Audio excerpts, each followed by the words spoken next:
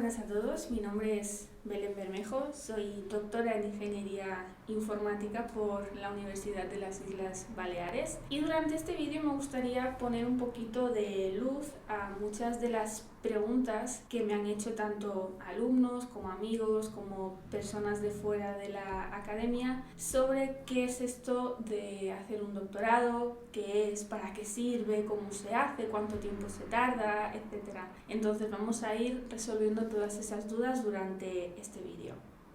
La primera pregunta y la más común que te pueden hacer cuando terminas este tipo de ciclos es ¿qué es un doctorado?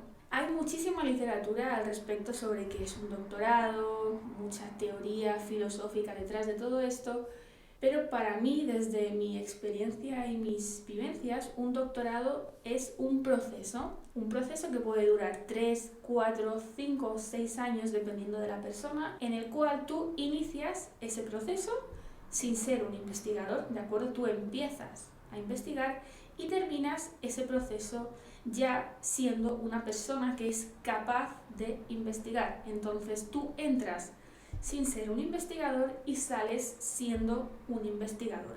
Recalco aquí una cosa muy importante y es un error que he visto desgraciadamente durante este tiempo, y es que cuando tú inicias el proceso de hacer un doctorado tienes que tener muy claro qué lo quieres hacer, ¿vale? Obviamente el proceso nunca es como nos esperamos, como todo en la vida, pero tú tienes que tener muy claro que te quieres dedicar a la investigación principalmente y por otra parte a la docencia universitaria. Entonces, desde el principio de iniciar ese proceso tienes que tener claro que ese binomio de investigación por una parte y docencia universitaria por otra realmente te gusta.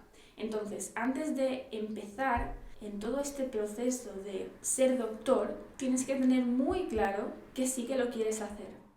¿Por qué has hecho un doctorado? ¿Por qué te has metido en ese follón de, en mi caso, 4 años para hacer un doctorado? Tú antes de empezar ese proceso tienes que tener muy claro que realmente quieres hacerlo. Entonces lo haces principalmente por vocación.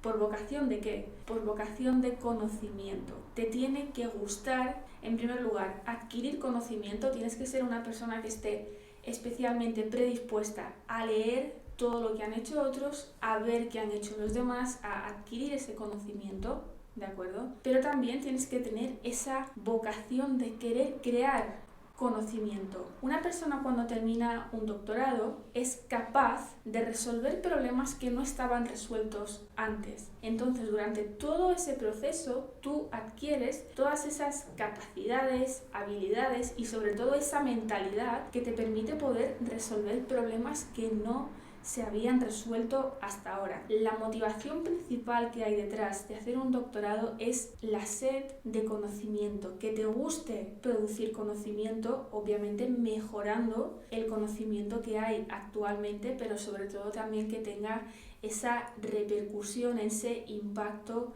social. La siguiente pregunta es sobre qué te permite hacer un doctorado, porque muy bien, te has pasado 3, 4, 5 años dedicándole tu vida a hacer una tesis doctoral, pero ¿qué hay después de la tesis doctoral? Tradicionalmente, y es la posición más extendida, te dirán que tu finalidad, ¿de acuerdo?, es quedarte en la universidad desarrollando una serie de tareas de investigación, de docencia, etcétera, pero desde mi punto de vista esto va muchísimo más allá. Está claro que tu base, por ponerle un nombre, va a ser trabajar como investigador, como docente dentro de una universidad, un instituto de investigación, cualquier institución que se dedique a la investigación y la docencia. Pero por otra parte, el hecho de que tú hayas adquirido todas esas aptitudes durante todos esos años te permite poder crear tu propio conocimiento. ¿Eso qué quiere decir? Que tú puedes detectar toda una serie de necesidades que hay hoy en día en el mercado, en la sociedad, en las empresas, etc.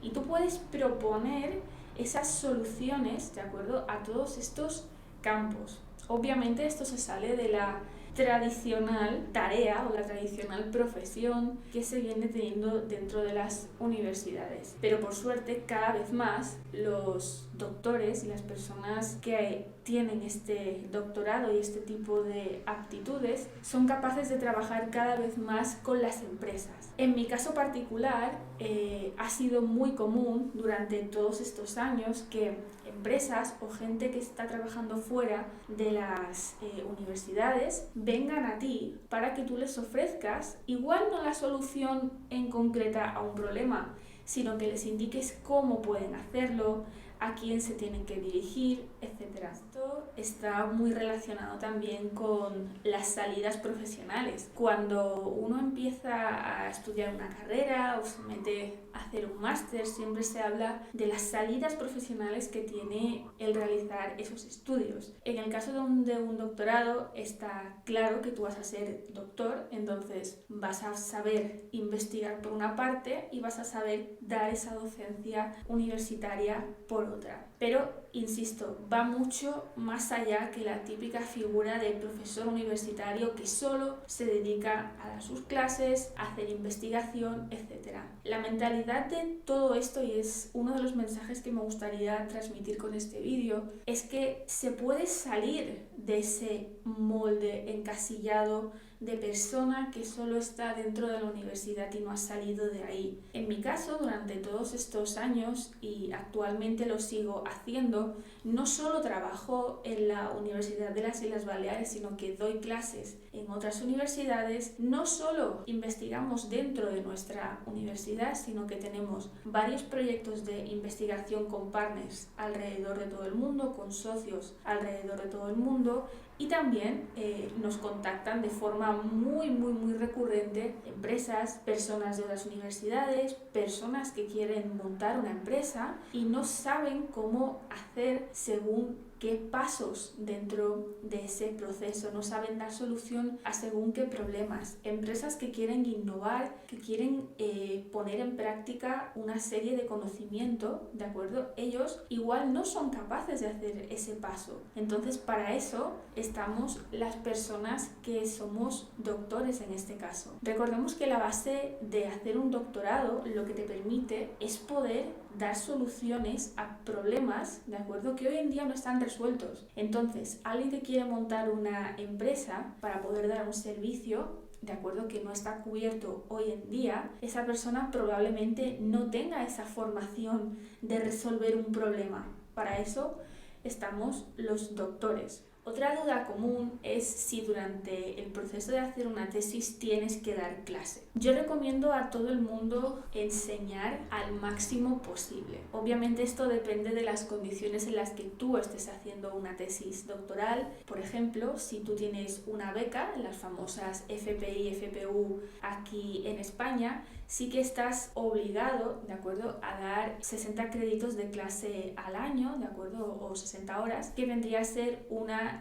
asignatura. Comentaré más adelante mi opinión al respecto de las becas FPI, FPU, pero mi recomendación es que si podéis dar todas las clases posibles, las deis. No las deis vosotros solos, ¿de acuerdo? No cojáis una asignatura vosotros solitos y la empecéis a dar, ¿de acuerdo? Sino que mi recomendación, y es lo que mejor me ha venido a mí, es meterme en una asignatura o varias, en mi caso, donde ya haya una persona, algún compañero vuestro que ya lleve varios años dando esa asignatura, de forma que tú le des ese soporte, principalmente más práctico, pero que también tú veas cómo da clases en una universidad una persona que ya lleva varios años o muchos años, como en mi caso, realizando esa actividad. De esta forma no solo podrás enseñar a los futuros ingenieros o en el campo en el que estés, científicos, etcétera, sino que tú podrás aprender muchísimo. Desde mi punto de vista, no hay mayor aprendizaje que el ponerte delante de 60, 70, 100 personas a dar una clase, ver las caras de las otras personas, ver el feedback que te dan, las preguntas, ¿de acuerdo? Cuando más aprendes es cuando un alumno de repente te hace una pregunta que tú no te esperas, entonces en ese momento la sabes contestar porque suele ser algo que tú les has explicado antes o suele ser de tu campo de conocimiento, pero te hace plantearte cosas que igual tú no te habrías planteado si no dieras clase. Entonces, dar clase durante el doctorado, desde mi punto de vista, totalmente recomendable. Ya que hemos mencionado antes el tema de las FPI, FPU, para quien no lo sepa, las becas FPI, FPU son unas becas que da el Ministerio de Educación, Universidades aquí en España durante 4 años para que tú puedas desarrollar esa tesis doctoral en caso de que no tengas financiación. En mi caso yo no opté en ningún momento por ese tipo de becas. Hay una serie de razones detrás por no haber optado a ese tipo de becas y la primera de todas es que son muy restrictivas. Como he comentado antes, hacer un doctorado para mí no te limita solamente a estar dentro de la universidad, sino que tú puedes trabajar con empresas de fuera, puedes trabajar en otras universidades, dar docencia en otros sitios, impartir cursos, conferencias, etc. Entonces, si tú te sometes a una beca de este estilo durante 4 años generalmente, estás totalmente en exclusividad para la universidad en la que estás trabajando y eso obviamente desde mi punto de vista no es lo más recomendable ya tener esa limitación de entrada. Entonces, ¿cómo financiamos un doctorado? Es la otra pregunta que me suelen hacer. Un doctorado, por suerte, hoy en día lo puedes hacer no solo a tiempo completo, sino también a tiempo parcial. Entonces, si no cuentas con ninguna financiación de base, antes de meterte en este tipo de becas, yo lo que recomiendo siempre, y fue lo que yo hice, es trabajar en un proyecto europeo. Si tu grupo de investigación, si tu director de tesis, como fue en mi caso, tiene proyectos europeos, proyectos nacionales, etcétera, de donde tú puedas sacar esa financiación, ese sueldo, en definitiva, para poder cobrar cada mes, ¿de acuerdo? Y trabajar en hacer ese doctorado, pero a la vez en el proyecto en el que te han contratado, yo lo recomiendo al 100%. Obviamente es mucho más duro esta opción, ¿de acuerdo? Que la opción de tener una beca en la que tú estás 4 años haciendo tu tesis y no te dedicas a ninguna actividad más. Obviamente si coges financiación de un proyecto europeo, como ha sido mi caso durante estos 4 años y lo sigo haciendo, tienes que dedicarle el tiempo a la tesis doctoral, ¿de acuerdo? En mi caso también fue a tiempo completo, a las actividades que hagas dentro de ese proyecto, porque al fin y al cabo estás cobrando de ese proyecto, y además yo daba clases. Entonces quise poner en práctica esto que os estoy contando de no solo quedarte en el marco universitario exclusivamente, sino salir y trabajar en proyectos, dar todas las clases posibles. Yo durante los 4 años que estuve haciendo la tesis daba una media de 3 asignaturas al año. En volumen de horas de preparar clases es un volumen de trabajo interesante, ¿vale? Es un volumen de trabajo bastante grande, pero eso me permitió, por una parte, obtener financiación no solo de mi sueldo del proyecto europeo, sino de otras actividades como la docencia, cursos que podía impartir fuera, etc. Entonces, mi opinión al respecto de las becas FPI y FPU es que si no te queda más remedio que aplicar por esa beca porque no hay otras opciones, ¿vale? Pero siempre buscar la opción que no sea excluyente. Otra pregunta muy recurrente es si te tienes que ir fuera. ¿Qué quiere decir esto de irse fuera? Afortunadamente, durante el proceso de hacer un doctorado, el hecho de investigar y crear conocimiento, leer trabajos que han hecho otros, etc., tiene la posibilidad, y más que la posibilidad yo lo pondría como algo obligatorio que debería hacer todo el mundo, es el hecho de las estancias predoctorales. Tú como investigador en formación, ¿de acuerdo? Te vas fuera. Aquí en España es un mínimo de 3 meses, que pueden ser partidos o no partidos, ¿vale? En el tiempo. Entonces tú haces una estancia fuera de tu universidad a nivel nacional, a nivel europeo, a nivel internacional. En mi caso yo hice 2 estancias predoctorales en la Universidad de Newcastle, en el Reino Unido, y fue fueron, en este caso, la mejor experiencia que he podido tener durante la tesis doctoral, no solo a nivel profesional, sino a nivel personal. El hecho de salir, otra vez recalco la palabra salir, de ese entorno local en el que estás acostumbrado, que es tu grupo, tu universidad, tus compañeros, etc. Salir, irte a otra universidad con otro ritmo de trabajo, con otros compañeros, con otro idioma, enriquece muchísimo. A nivel profesional, también nos acostumbramos a trabajar siempre con las mismas personas, en el mismo ámbito, con el mismo ritmo normalmente. Entonces, el hecho de salir y meterte en otro grupo de investigación, ¿de acuerdo? Que se dedica, ¿de acuerdo? Generalmente más o menos a lo mismo a lo que tú estás investigando, si no, no tiene sentido que te vayas a trabajar allí, pero siempre hay esas pequeñas diferencias que son las que realmente enriquecen tu trabajo. El irte de estancia puede tener dos posiciones generalmente a nivel mental. El hecho de yo me voy allí y espero a que mi supervisor que está allí me diga lo que tengo que hacer, qué tengo que escribir, cómo vamos a funcionar aquí, etc.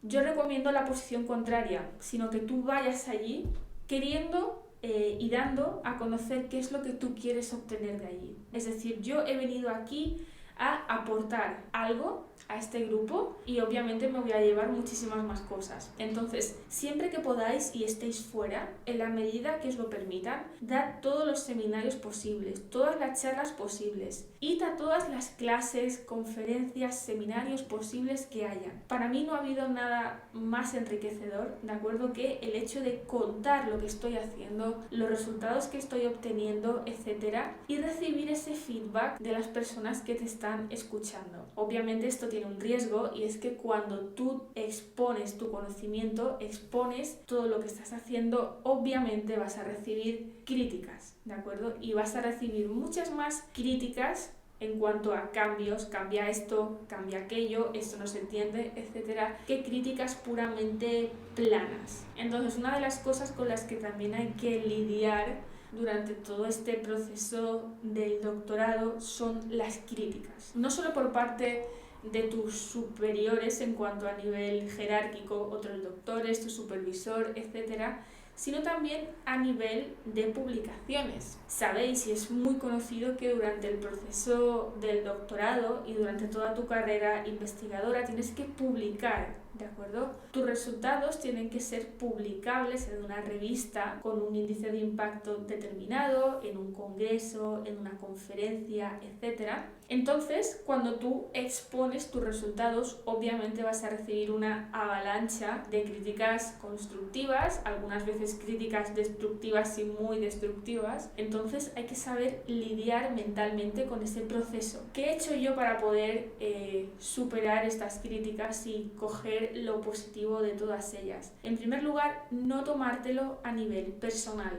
Cuando recibimos una carta de un artículo rechazado, ¿de acuerdo?, en una revista, la que sea, ¿vale?, en un congreso, etcétera, igual hemos estado medio año, 8 meses, un año para hacer ese artículo, y de repente te dicen que tu artículo no aporta nada. En ese momento, obviamente, se generan en ti una serie de emociones para nada positivas, ¿de acuerdo? Te enfadas, lloras y lloras mucho, literalmente, lo quieres dejar, ¿de acuerdo? Esto no sirve para nada, todo este tipo de cosas que nos vienen a la cabeza. Mi consejo es que no te lo tomes a nivel personal. No están atacándote a ti como persona, no están atacando a Belén en mi caso, están criticando, ¿de acuerdo? Están dando su punto de vista sobre el trabajo que tú has hecho. Las críticas, tómatelas como lo que son, como críticas. Ponte tranquilo cuando te lleguen este tipo de críticas, sea en el ámbito que sea, cógelas, ¿de acuerdo? Llévatelas tú en tu cabecita de forma plana, y una vez te hayas tranquilizado, sacas la lista, ¿de acuerdo?, y empiezas a ver realmente qué es lo que te han dicho. A mí me ha pasado, y es muy común, enviar un artículo a una revista, dar una conferencia, dar un seminario, etcétera, y que haya personas que les encante lo que estés haciendo y otras personas que estén totalmente en contra de lo que estés haciendo. Entonces, aquí hay que saber trabajar con la subjetividad. No vemos el mundo como es, sino con los ojos que nosotros tenemos. Entonces, las críticas buenas, tómatelas como lo que son, críticas buenas, pero tampoco las idealices. Y lo mismo con las críticas malas en todos los sentidos. Cuando te rechacen un artículo, cuando te digan que has dado muy mal una conferencia, no te lo tomes al pie de la letra. Coge tanto de lo positivo como de lo negativo las cosas que a ti te sirvan para mejorar tu trabajo, ¿vale? Para mejorar tu investigación, para mejorar tus clases, ¿vale? Entonces, no te lo tomes a nivel personal. Y ya para pasar al bloque un poquito más operativo dentro de todo este proceso, es muy común también que te pregunten que cómo empiezas, cómo eliges el tema, cómo eliges al director, etc.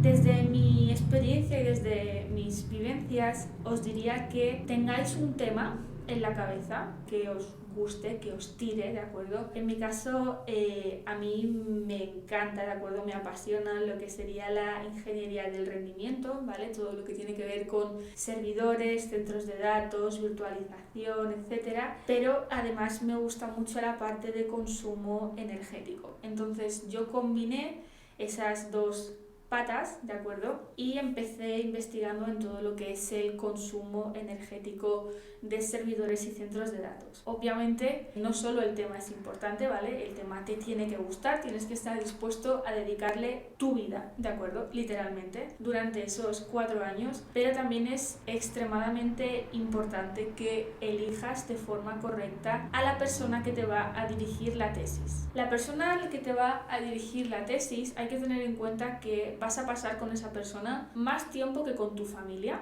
¿vale? Vas a trabajar todos los días con esa persona durante muchos años, no solo durante la tesis, sino si sigues trabajando con esa persona una vez tú ya eres doctor. La relación que tienes que tener con esa persona es sobre todo cordial, ¿de acuerdo? Tienes que tener una relación sana con esa persona, te tienes que llevar bien con esa persona, ¿vale? No hay nada peor, ¿vale?, que tener un director que no quieres, un director que no te escucha, un director que no te responde los mails, que no quiere verte, que no quiere reunirse contigo. Entonces, la relación personal con esa persona tiene que ser fluida, en el sentido de que tú le puedas exponer tus ideas y esa persona te responda con su punto de vista, porque en definitiva te tiene que dirigir, te tiene que guiar por ese camino. Entonces, la relación que haya entre el doctorando y el director de tesis tiene que ser lo más fluida y lo más sana posible. Entonces, desde mi punto de vista, el tema es importante, pero aún más importante que el tema es el director de tesis.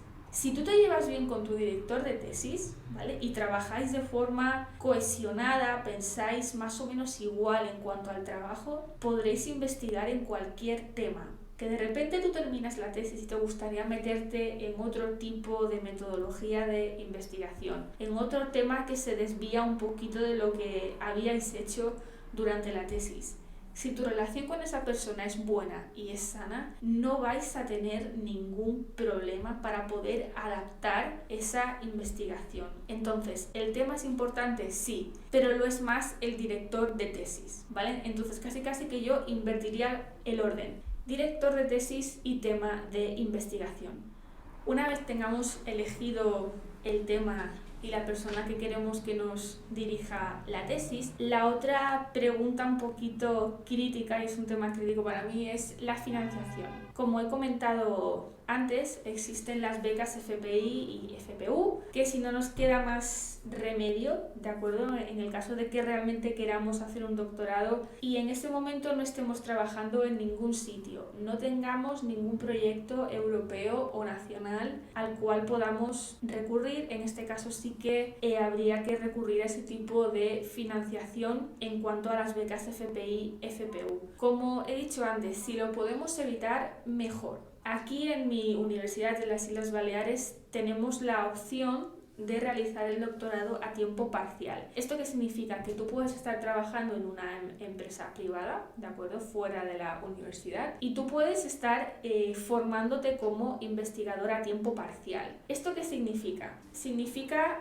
nada más y nada menos que en vez de tener un número fijo de años para hacer la tesis, pues tienes 2 más en este caso. Entonces, como le dedicarías menos horas teóricamente, pues tienes ese tiempo extendido en cuanto a los años que te permiten estar haciendo la tesis doctoral.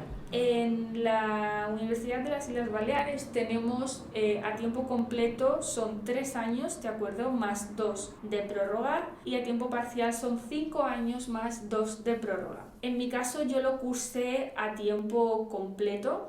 Como os comentaba, yo he estado trabajando y trabajo en proyectos europeos. Hacía la tesis a tiempo completo y daba una media de 3 asignaturas en cuanto a docencia. Entonces yo estuve 3 años más 1 de prórroga. ¿Vale? Durante los primeros 3 años realicé todo el trabajo operativo a nivel de investigación, experimentación, publicación de resultados, etc. Y durante el último año me dediqué sobre todo a escribir la tesis, a hacer toda la burocracia que hay relacionada con todo esto. Entonces, mi recomendación es hacer esta estimación de tiempo. Los años fijos son los años que no te va a quitar nadie, ¿de acuerdo?, de trabajar en tu tesis, pero hay que tener en cuenta que también el proceso de escribir la tesis no es lineal, ¿de acuerdo? Entonces, este último año sí que recomiendo cogerlo para escribir la tesis y sobre todo para lidiar con la burocracia que hay detrás de todo esto, que obviamente depende de cada universidad, pero por ejemplo aquí en la mía, una vez tú depositas la tesis, submiteas esa tesis, pasa por un proceso de revisión externo que dura un mes,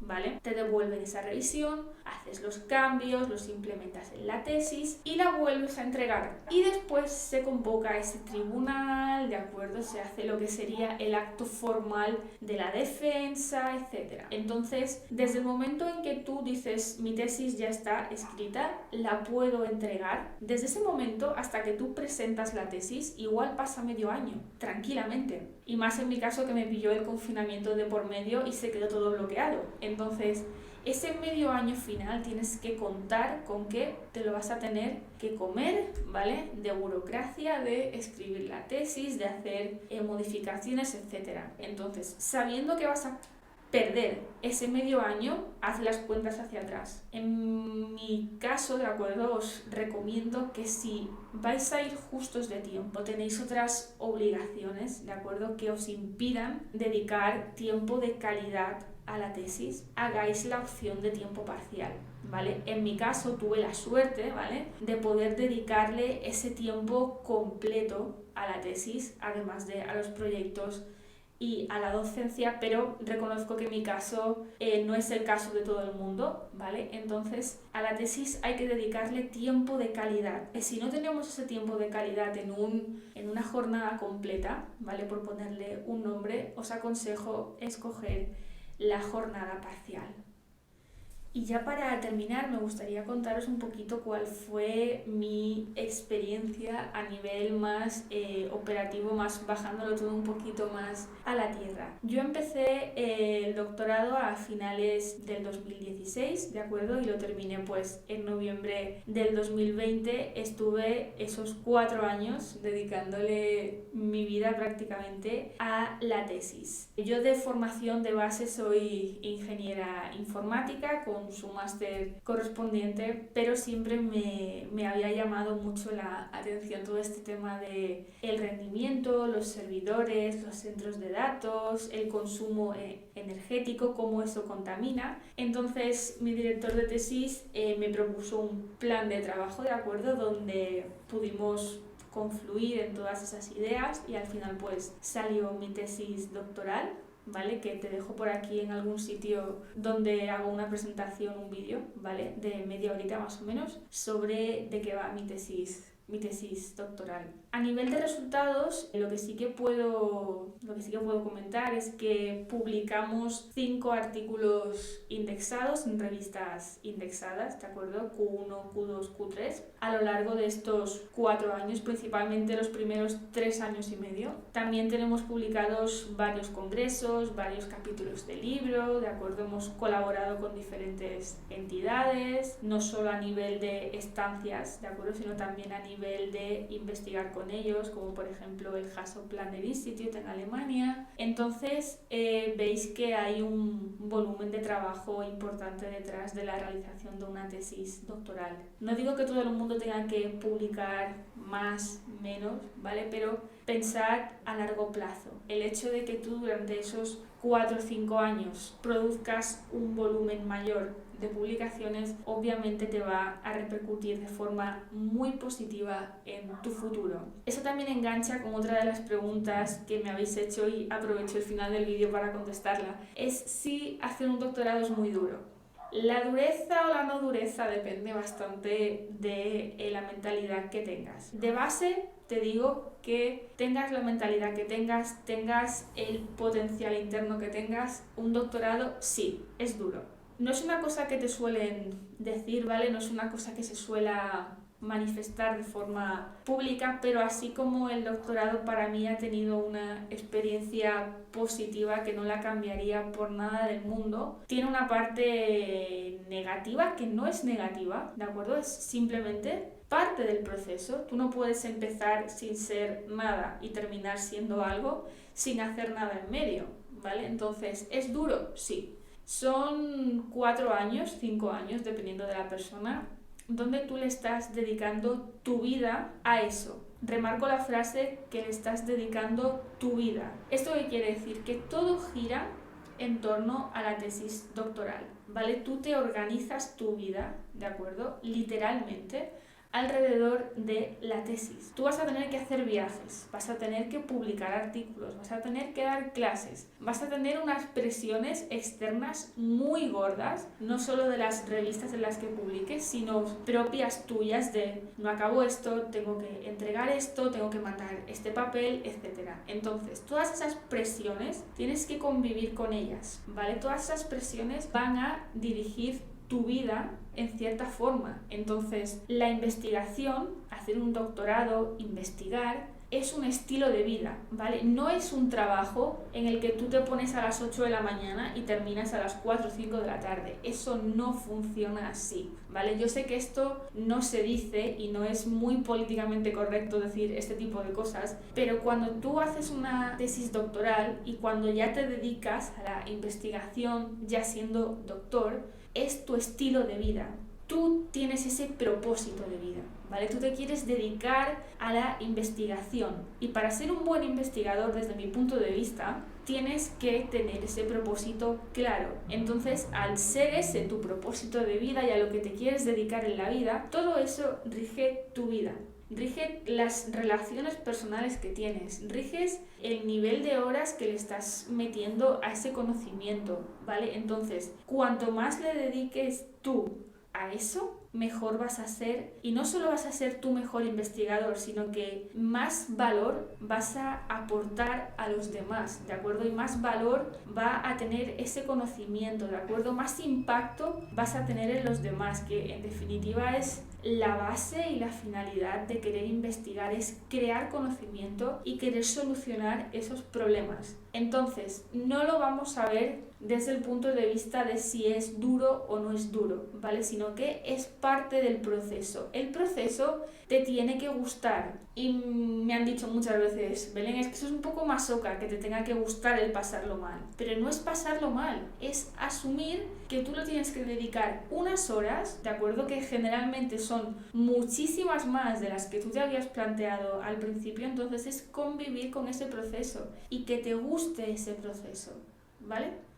Entonces, ya para cerrar este vídeo sobre mi experiencia y las dudas que me habéis ido preguntando, os diría que fundamentalmente la investigación tiene que estar dentro de uno mismo, ¿vale? Aunque suene muy romántico, te tienes que enamorar de la investigación, tienes que querer siempre hacerlo mejor, aportar más conocimiento, ¿de acuerdo? Yo soy la primera enamorada de mi investigación, yo veo mi tesis doctoral y me encanta, ¿vale? Te estremece por dentro, no solo ver lo que hay ahí escrito, sino todo lo que has podido conseguir, todo lo que te ha transformado eso por dentro, ¿vale? Y al final, en definitiva, el valor que estás aportando a los demás, a la sociedad, al conocimiento, etc. Entonces, para resumir, un doctorado en su vivencia más profunda es y ha sido para mí el proceso de transformación y de crecimiento personal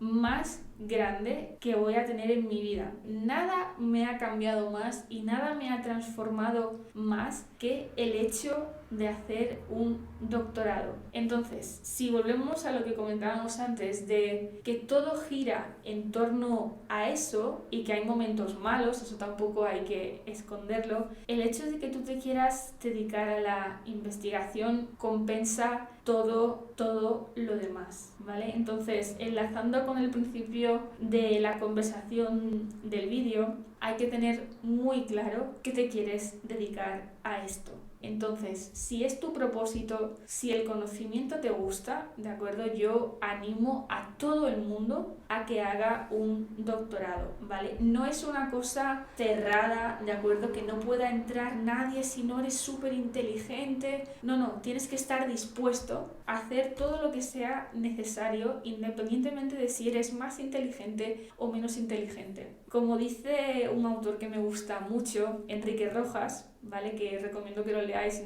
si no lo habéis leído. Una persona con voluntad llega mucho más lejos que una persona inteligente. Entonces, con esta frase me gustaría cerrar el vídeo, ¿de acuerdo? Y animar a todo el mundo que quiera hacer un doctorado, que lo haga, ¿de acuerdo? Y si tiene curiosidad por saber qué es lo que es, que también indague, ¿de acuerdo? Porque al final yo creo que tiene muchísima más magia de la que se consigue transmitir hoy en día. Y ya para terminar te voy a dejar tanto por aquí arriba como abajo en la cajita de descripción la forma que tienes de contactar conmigo, ya sea o bien porque el tema de investigación te haya gustado o bien porque te gustaría conocer un poquito más sobre qué es un doctorado, qué es investigar, etcétera. Voy a estar encantada de resolverte todas las dudas que tengas al respecto. Así que estamos en contacto y nos vemos en próximos vídeos.